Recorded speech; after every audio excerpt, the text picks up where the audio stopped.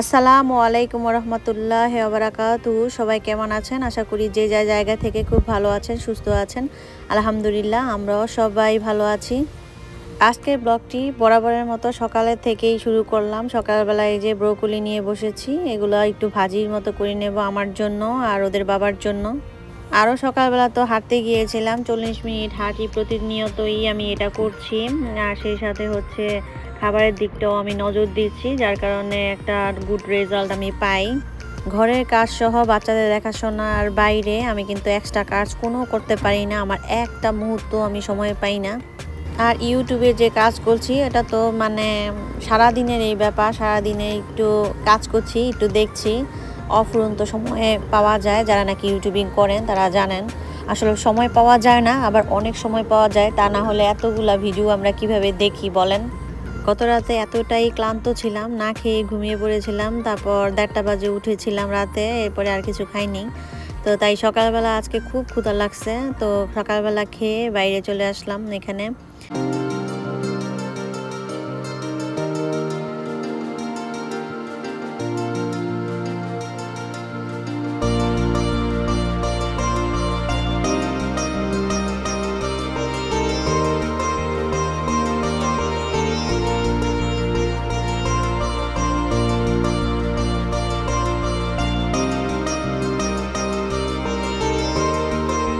সবাই যেহেতু ঘুমাচ্ছে, আর এই ফাঁকে আমি ভাবলাম যে একটু ব্যাকইয়ার্ডে যাই, একটু কাজ টাজ করি, ব্যাকইয়ার্ডে কোথায় কি হয়ে আছে।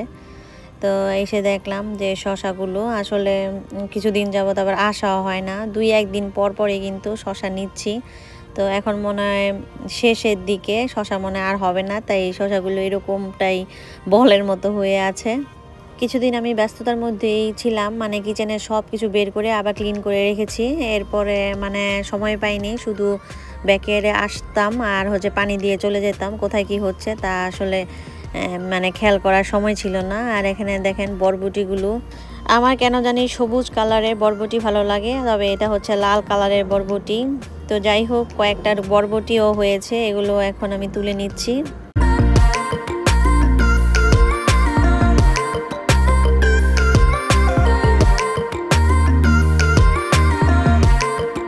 আর এই তো মরিচ গাছ থেকে মরিচ তুলে নিচ্ছি। মরিচগুলো এত ঝাল, এর আগেও নিয়েছিলাম, তবে ভিডিও করা হয়নি। গাছগুলো একদম মানে ছায়াতে পড়ে গেছে, যার কারণে তেমন একটা মরিচ হয়নি। তবে আমাদের জন্য ঠিক আছে, আমাদের জন্য, আমরা যে কজন মানুষ, আমাদের হয়ে যাবে।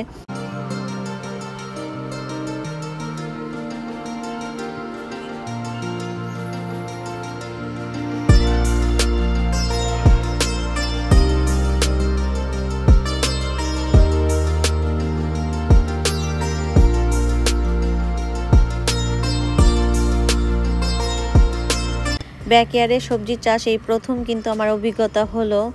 তো কোথায় কি ভুল হয়েছে তা এবার আমি বুঝতে পেরেছি, নেক্সট টাইমে হয়তো বা আরেকটু ভালো করব। তবে যা হয়েছে তাতেই কিন্তু আমি অনেক সন্তুষ্ট। আর এখানে দেখেন স্কোয়াশে মনে হয় এটাই মনে হয় শেষ, আর হবে না। তো 3টা স্কোয়াশ এখানে, এগুলো আমি কেটে নিচ্ছি। তো 2-1-3টা করে এগুলো হচ্ছিল, ভালোই খেলাম। আর এখন মনে হয় লাস্ট 3টা, আর হবে না।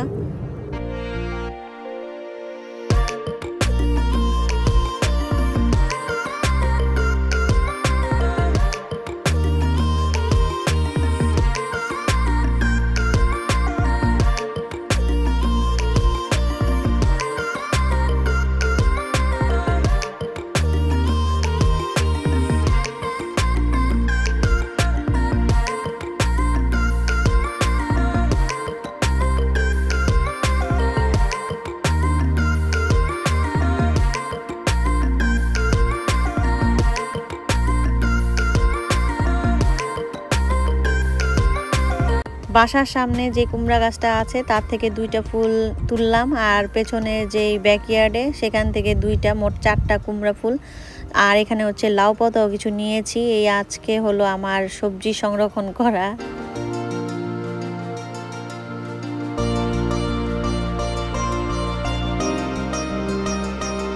আর এখানে ডিম রান্না করছি, ভুনা করছি আর কি, আর সেই সাথে খিচুড়ি। এই 3টা ডিম কিন্তু আমি খাবো না, আমার 3 বাচ্চার জন্য নিয়েছি, ওদের খাওয়াবো, সাথে খিচুড়ি।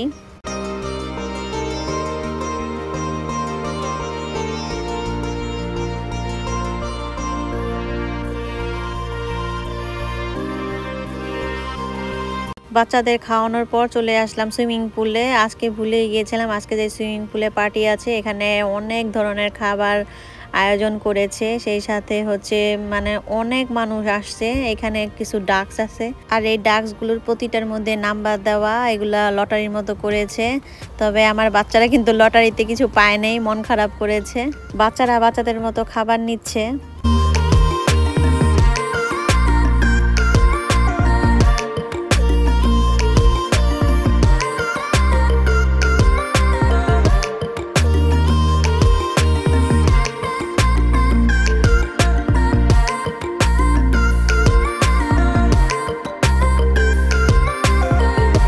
আর এখানে হচ্ছে লটারির জন্য সবাই একটা করে ডাক নিচ্ছে।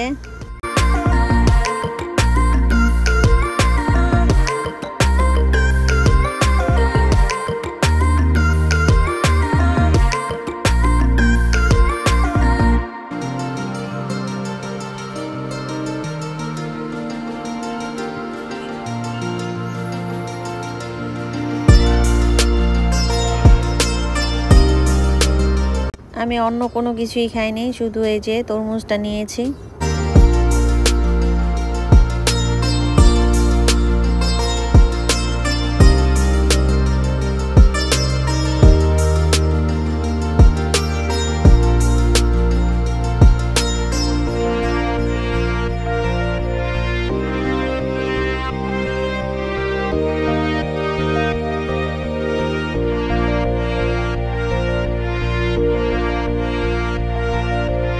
আমাদের বাসা থেকে সুইমিং পুলটা কিছুটা দূরে, আগের বাসার থেকে সুইমিং পুল কিন্তু অনেক সামনে ছিল। এরপরেও দেখেন আমি থেমে থাকি নেই, 4 বাচ্চাকে নিয়ে কিন্তু তাদের আনন্দ দেওয়ার জন্য এই তো ওদের নিয়ে যাচ্ছি। আমার ছেলেকে আমার বড় মেয়ে ও নিয়েছে, আর আমি হচ্ছে সব কিছু নিয়ে আদিবাকে তো স্টলারে করে আমরা যাচ্ছি।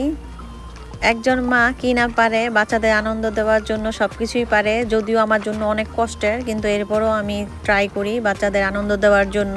তবে সমস্যা একটাই, একদিকে করলে আরেক দিকে হয় না। এখন বাচ্চাদের নিয়ে মজা করছি এই সুইমিং পুলে, তবে বাসার অবস্থা কিন্তু পুরা তুর কালাম। বাসায় যেয়ে যতটুকু পারি ক্লিনিং করতে হবে। ঘরের সমস্ত কাজ না করে কিছুটা কাজ রেখে দিয়েই কিন্তু আমি এই বাচ্চাদের সময় দিতে পারি, আর এটাই স্বাভাবিক। কারণ আমি অন্তত এত কাজ করতে পারি না, একদিকে দিলে আরেক দিকে হয় না।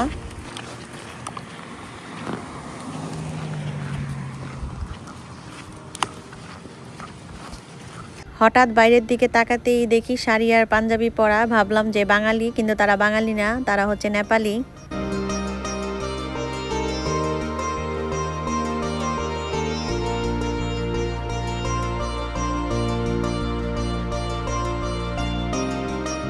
অনেক বৃষ্টি পড়ছে, আর আজকে কিন্তু আমি বুড়িও রান্না করছিলাম।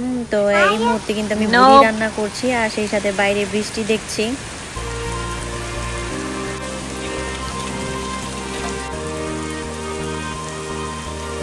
বিকেলবেলা মাছ ধরতে গিয়েছিলাম লেকের ধারে। তো দেখেন মাছগুলো নিয়ে আসলাম। আজকের মাছগুলো একটু বড় বড়, মানে ছোট থেকে এখন বড়র দিকে যাচ্ছে মাছগুলো। তো আস্তে আস্তে মানুষের জীবনে এমনি মানে ইমপ্রুভ হয় ছোট থেকে বড়। তো মাছগুলো বেশ বড় ছিল, আর মাছ ধরা একটা নেশার মতো হয়ে গেছে আমার। কখন মাছ ধরতে যাব এরকমটাই খালি ইচ্ছা করে। তো যাই হোক, আজকের মতো এখানেই বিদায় নেব। আর সবাই ভালো থাকেন, সুস্থ থাকেন। আর মাছগুলো কত বড় দেখেন, হাতে আমি নিয়ে দেখাচ্ছি, এতেই বুঝবেন মাছগুলো বেশ বড়। তো সবাই দোয়া করবেন আরো বড় বড় যে মাছ ধরতে পারি। আল্লাহ হাফেজ।